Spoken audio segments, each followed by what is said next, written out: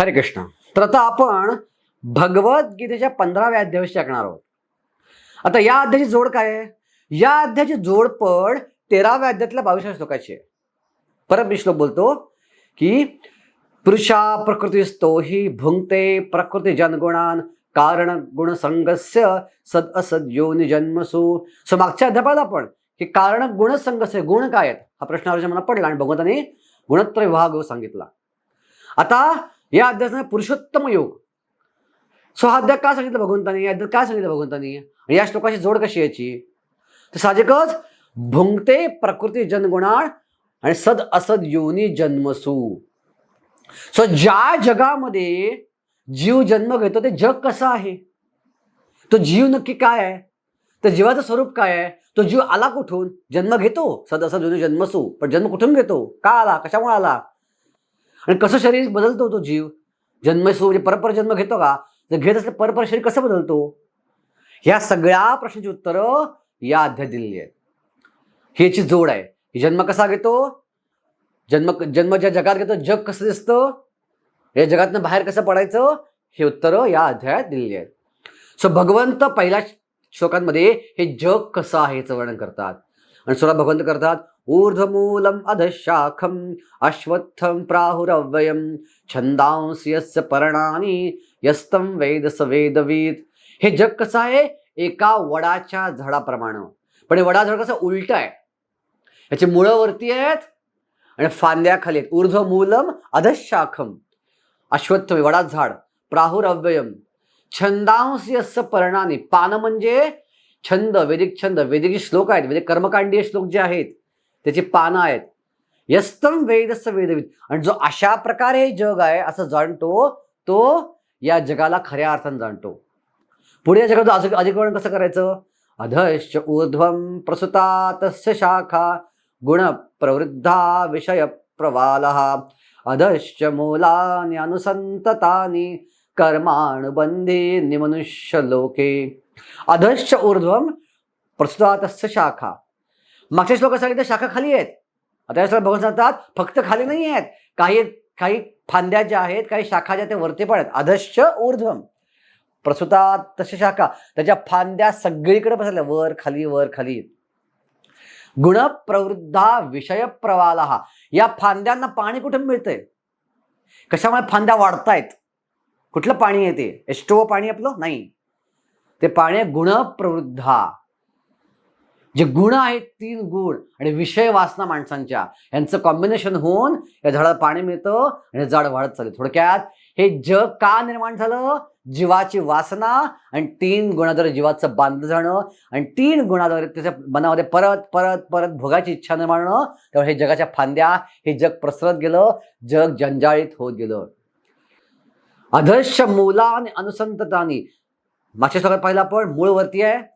आता भगवंत मूळ वरती पण आहे, खाली पण आहे. आता वडाचं झाड बघा, वडाचं झाडाचं मूळ जमिनीच्या खाली असतं, पण फांद्यांना वरनं पारंब्या पण असतात ना. त्या पारंब्या काय आहेत? ती मुळं आहेत. त्याचा उलट केलं समजा मी तर काय होईल? मुख्य मुळ त्या वरती होईल आणि पारंब्या खाली होतील. आणि म्हणून भगवंत म्हणतात त्याचं मूळ वरती पण आहे आणि खाली पण आहे. अधश्च मूलानि अनुसंततानि. आणि ही मुळं काय करतायत? कर्मानुबंधी निमनुष्य लोके.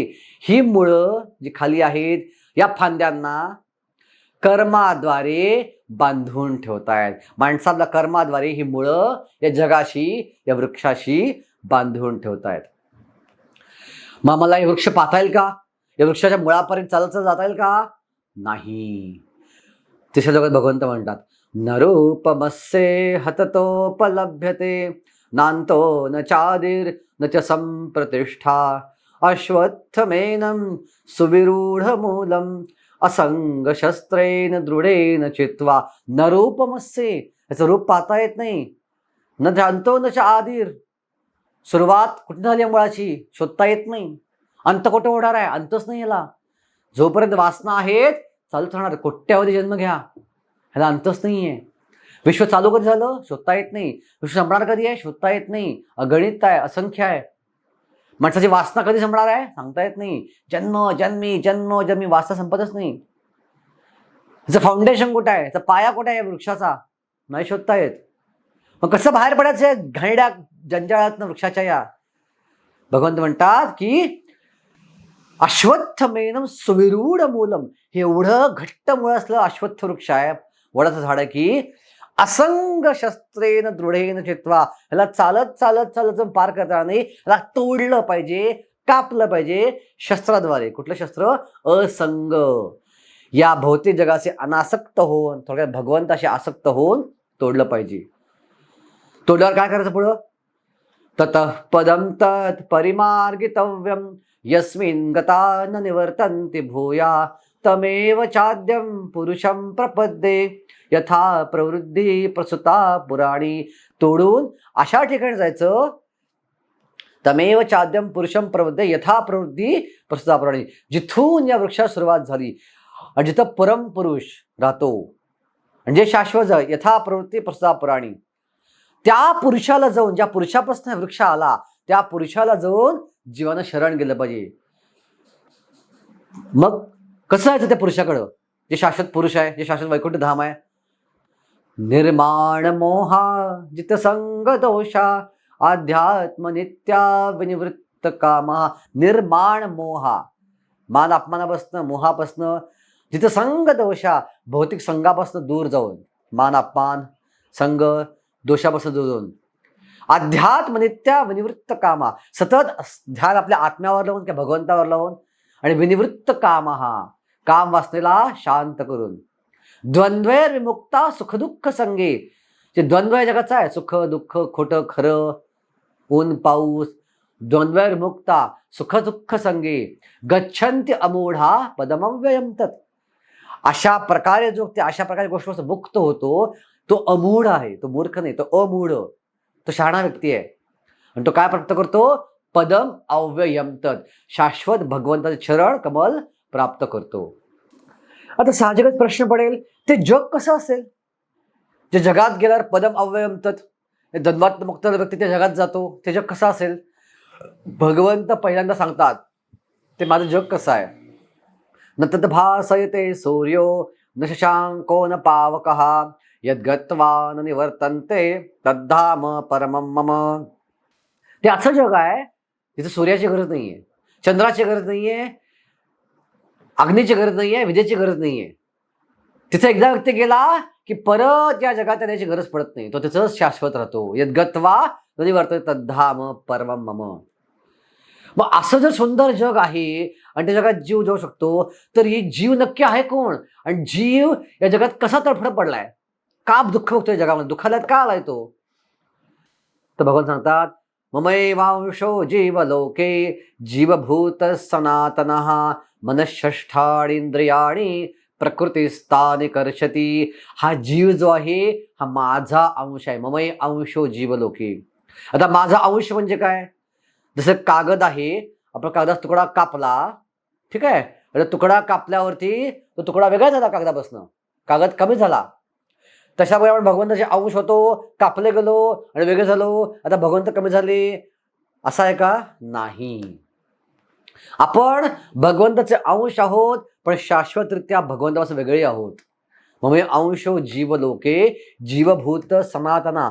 असं नव्हतं की आपण कधी मिक्स होतो, नंतर काय तुकडा पडला आणि आपण सेपरेट निर्माण झालो, असं नव्हतं. आपण शाश्वत होतो, आहोत, राहणार आहोत. म्हणून ममय अंशो जीवलोके जीवभूत सनातनः. पण प्रॉब्लेम काय आहे? आपला चेहरा आपण भगवंतापासून वळवलाय, भगवंतापासून आपण दूर आलोय, भगवंताच्या विरुद्ध आपण काहीतरी बघलो, गुन्हा केला आध्यात्मिक जगात, आपल्याला खाली टाकलं गेलं. जसं सूर्याच्या विरुद्ध आपण डोकं फिरवलं की सावली दिसती, त्याचप्रमाणे आपण भगवंताच्या विरुद्ध डोकं फिरवलं तर काय दिसतं आपल्याला? अंधारमय दुःखमय जग. म्हणून मन षष्ठाणी इंद्रियाणी, मन पकडून 6 इंद्रिय आहेत, कान नाक डोळे जीभ त्वचा आणि मन, ही 6 इंद्रिय आहेत. या 6 इंद्रिय असलेल्या शरीरामध्ये आपण तडफडत आहोत, प्रकृती स्थानी कर्षती, संघर्ष करत आहोत. कसा संघर्ष आहे? सोपा संघर्ष आहे का? नाही. शरीरम यद्वाप्नोति यच्चाप्युत्क्रामतीश्वरा गृहीत्वैतानि सम्याति वायुर्गंधा इवानयात. की जसं शरीर व्यक्ती सोडतो आणि दुसरं शरीर प्रवेश करतो, कसं ओळखायचं? कसं प्रवेश करतो हे? जसं एका झाडावरनं वास सुटतो आणि दुसऱ्या माणसाच्या नाकापर्यंत येतो. कशामुळे येतो बरं? त्या फुलाचा असला वास इकडच्या माणसाच्या नाकापर्यंत वायूमुळं.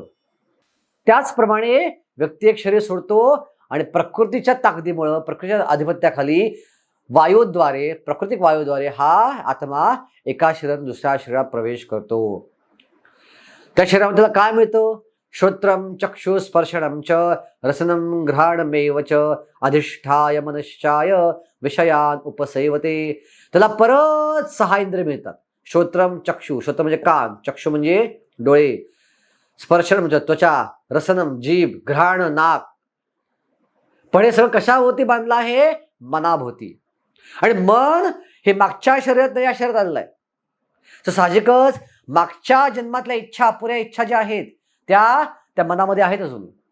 आणि त्या इच्छा, ते संस्कार त्या मनावरती असल्यामुळं त्या इच्छांची पूर्ती करायचं काम या 6 इंद्रियाद्वारे मन त्या शरीरात करत असतं.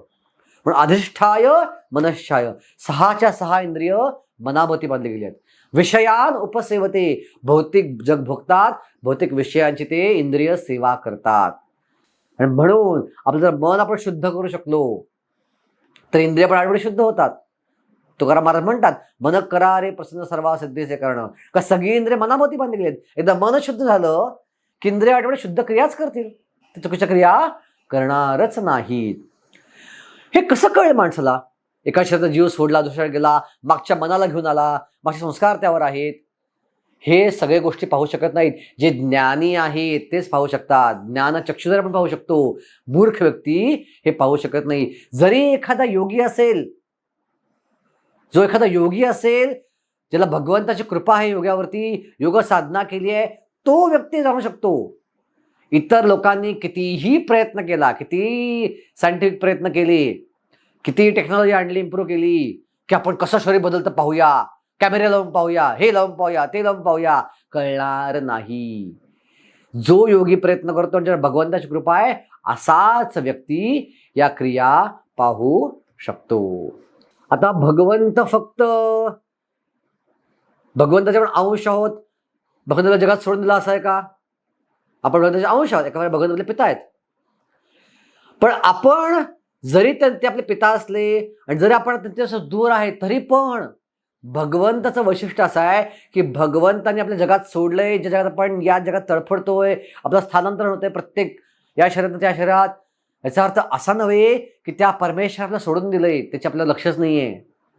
हे संपूर्ण जग जे काम करतंय हे त्यांच्या कृपेमुळे काम करतंय. आणि आपल्या ज्या सगळ्या क्रिया होत आहेत त्या त्यांच्याच कृपेमुळे होत आहेत. हेच पुढच्या काही श्लोकात भगवान सांगतात. यदादित्यगतं तेजो जगद्भासयतेऽखिलं यच्चंद्रमसि यच्चाग्नौ तत्तेजो विद्धि मामकम्. यदादित्यगतं तेजो, आदित्य म्हणजे सूर्य, सूर्याचं तेज कोणामुळे आहे? भगवान माझ्यामुळे आहे. त्याच्यामुळे सगळ्या जगाला प्रकाश मिळतो. यच्चंद्रमसि यच्चाग्नौ, चंद्र आणि अग्नीचा प्रकाश कशामुळे येतो? भगवान म्हणतात त्याला कारणीभूत मी आहे. ते जे तेज आहे विद्धि मामकम, ते तेज माझ्यामुळं आहे. गामाविश्यच भूतानि धारयाम्यहमोजसा. अनेक अनेक ग्रह फिरतायत जगामध्ये, विश्वामध्ये. असं उदाहरण दिलंय, हवेमध्ये जसे कापसाचे तुकडे उडाले समजा तर तसे तरंगत असतात, तेवढे अगणित ग्रह या विश्वात तरंगत आहेत. कुठे धडकत नाहीत वेगांना, व्यवस्थित फिरतायत.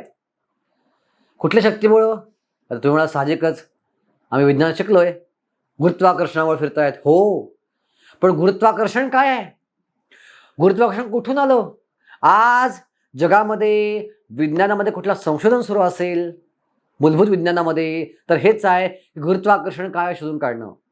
भारतामध्ये मुंबईला एक संस्था आहे, Tata institute of fundamental research, TIFR. या संस्थेत गेला तर प्रामुख्यानं काम हेच चाललंय, गुरुत्वाकर्षण काय शोधून काढणं. कारण न्यूटनने गुरुत्वाकर्षण काय सांगितलं, गुरुत्वाकर्षण कसं काम करतं सांगितलं, पण ते काय आहे, ते कुठून आलं सांगितलं नाही. गुरुत्वाकर्षण ती शक्ती कुठून आली? आणि खूप प्रयत्न सुरू आहे, पण अजूनही न्यूटन जाऊन 400 वर्ष झाली तरी अजूनही कोणाला कळलं नाही गुरुत्वाकर्षण काय आहे. पण भगवद्गीता सांगती ते गुरुत्वाकर्षण माझी शक्ती आहे. गामाविश्यच भूतानि धारयाम्यहम ओजसा. माझ्या ओजसाद्वारे, माझ्या शक्तीद्वारे मी सगळं ग्रह गोल धारण केलेले आहेत. पुष्णामि चौषधी सर्वा सोमो भूत्वा रसात्मकः. जी औषधी आहे या जगामध्ये, औषधी वनस्पती आहेत, ती औषधी वनस्पतीचा माझ्यामुळे आली आहे. आणि सोमो भूत्वा रसात्मक, आपण जो भाज्या खातो, भाज्या रस मिळतो, ती चव येते भाज्यांमध्ये, ती कशामुळे येते माहितीये? ती चंद्रप्रकाशामुळे येते. तुम्ही प्रयोग करून पाहू शकता. एक झाड घ्या, चंद्रप्रकाशात ठेवा आणि त्याची चव बघा, आणि दुसरं झाड घ्या, हे चंद्रप्रकाशात अशी रचना करा की त्याला चंद्रप्रकाश मिळणार नाही, ते चव घेऊन बघा. ज्या झाडाला चंद्रप्रकाश मिळत नाही त्याची चव फार कमी लागते, पण ज्याला मिळतो ती भाजी अत्यंत चविष्ट लागते. हे प्रूव्हन आहे, हे तुम्ही प्रयोग करून पाहू शकता. हा जो चंद्रप्रकाश आहे, जो चंद्रप्रकाश भाज्यांमध्ये रस घालतो रात्री, तो चंद्रप्रकाश, तो रस जो आहे तो माझ्यामुळे येतोय. आणि एवढंच नव्हे, आपली अंतर्गत क्रिया जी आहे तीही भगवंत नियंत्रित करतायत. भगवंत म्हणता 15व्या श्लोकात, सर्वस्य चाहम हृदि सन्निविष्टो मत स्मृतिर्ज्ञानमपोहनं च वेदेश सर्वैर अहमेव वेद्यो वेदांतकृत वेदविदेव चाहम. मी सर्वांच्या हृदयात आहे.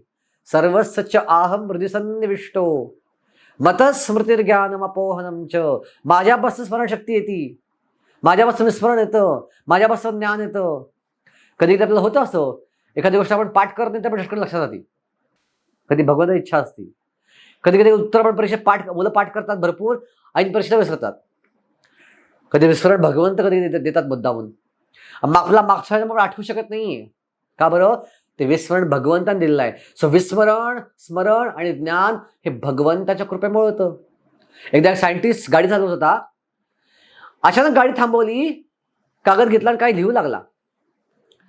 त्याचा सेवक जो होता तो विचारू लागला, काय लिहिताय?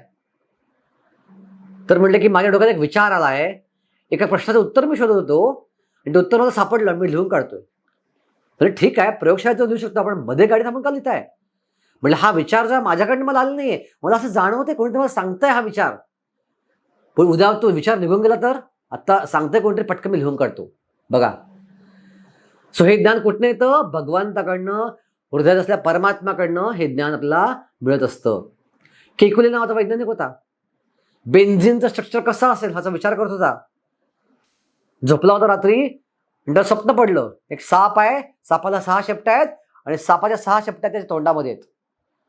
आणि हे स्वप्न बघितल्यावर त्याचं ज्ञान झालं की बेन्झीचं स्ट्रक्चर जे आहे, बेन्झीची रचना जी आहे ती षटकोनी गोलाकार आहे.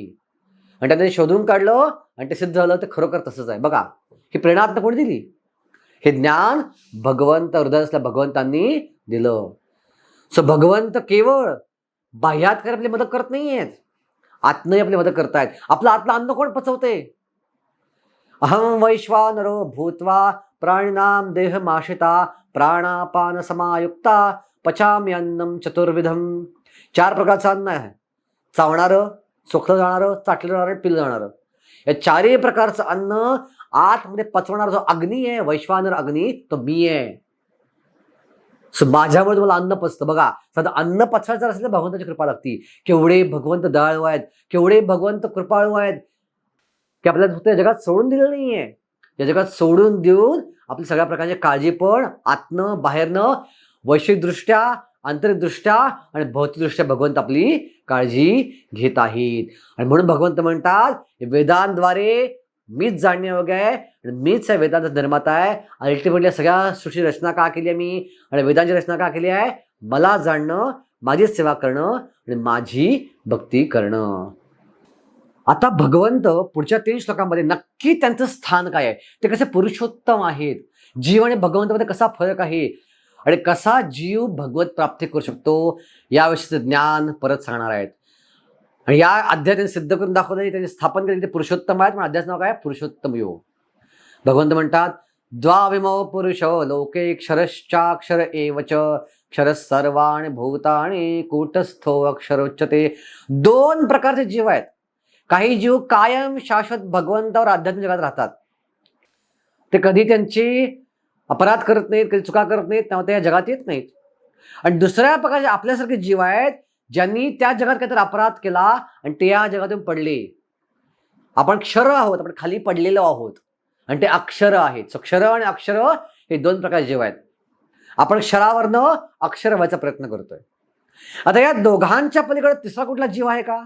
हो आहे ना. भगवंत म्हणतात, उत्तमः पुरुषस्तु अन्यान् परमात्मेत्य उदाहृतः यो लोकत्रयमाविश्य बिभर्तव्य ईश्वरा. या दोघांच्याही पलीकडे, क्षर आणि अक्षराच्या पलीकडे तिसरा व्यक्ती कोण आहे? परमात्मा.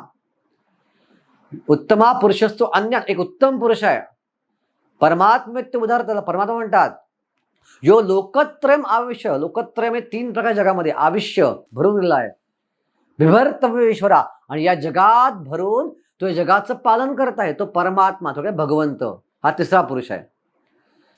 आणि मग शेवटी भगवंत म्हणतात यस्माक्षरमतीतोहम अक्षरादपि च उत्तमा अतोस्मि लोके वेदे च प्रथितः पुरुषोत्तमः. की जो क्षरांमध्येही अतीत आहे आणि अक्षरांमध्ये उत्तम आहे, पडलेल्या जीवांच्या पलीकडे आहे, आणि जे जीव आध्यात्मिक जगात आहेत त्यांच्यामध्ये उत्तम आहे. यस्माक्षरम अतीतोहम, पण अक्षरादपि उत्तमा, तो कोण आहे? तो मी आहे. अतोस्मि लोके वेदे च प्रथितः पुरुषोत्तमा, आणि म्हणून मला काय जाणलं तर लोक मला काय म्हणतात? पुरुषोत्तम, पुरुषांमध्ये सर्वोत्तम. फक्त पुरुष म्हणजे फक्त माणसांमध्ये नाही, फक्त जीवांमध्ये नाही, तर इव्हन भगवंताच्या अवतारामध्ये सुद्धा मी काय आहे? सर्वोच्च आहे, पुरुषोत्तम. आता हे जाणून काय करायचं?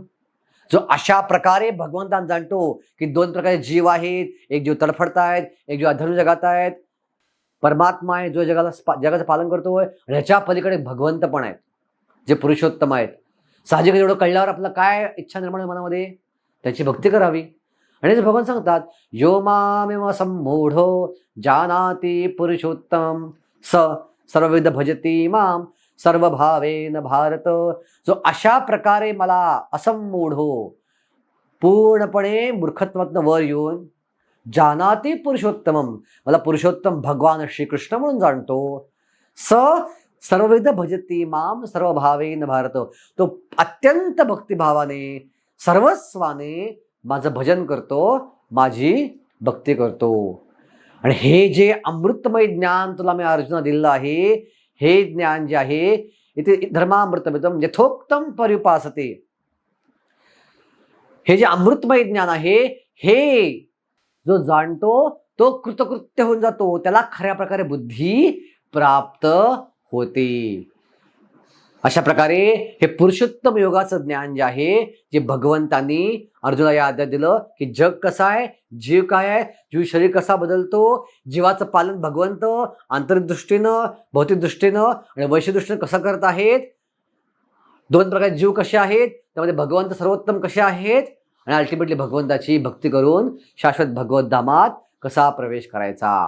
आणि परत हे सर्व भावेन भारत भजती माम, हे भजन कसं करायचं? तर कलियुगाची पद्धती सोपी आहे.